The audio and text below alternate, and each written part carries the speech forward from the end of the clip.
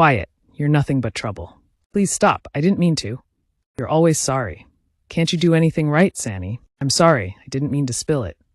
Father, do you think Mama would be proud of me? Of course, Sani. She loved you more than anything. Sani, tell me, how did this happen to your eyes? It was an accident, Father. I wasn't born blind. When I was little, I could see everything. The colors, the faces, the bright sunlight flooding our little village. I remember the way the red soil felt under my bare feet, the green trees waving in the wind, and my father's face when he smiled down at me. But that was before. I lost my mother young, and things changed quickly after that.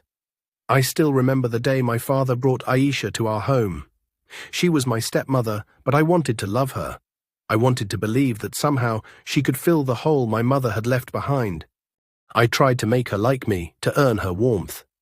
But from the start, her heart was cold, and I don't think she ever wanted me there.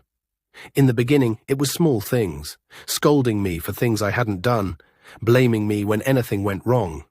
If I made a noise, she'd yell. If I broke something, she'd grab my arm and twist it until I cried. She became like a shadow that grew darker and darker, and even when I did nothing, her anger waited, ready to fall on me. I thought maybe I deserved it somehow, that I wasn't a good enough son. I spilled some rice while serving myself, just a few grains that scattered on the floor. I didn't even realize what I'd done before I heard her steps, quick and loud. Before I could explain, she grabbed a stick. I remember the first hit, sharp and fierce, right across my back. I fell to the floor, crying, but she didn't stop. She hit me over and over, calling me useless, careless. Her words stung as much as the blows. I tried to protect my face, but then she struck me across my eyes.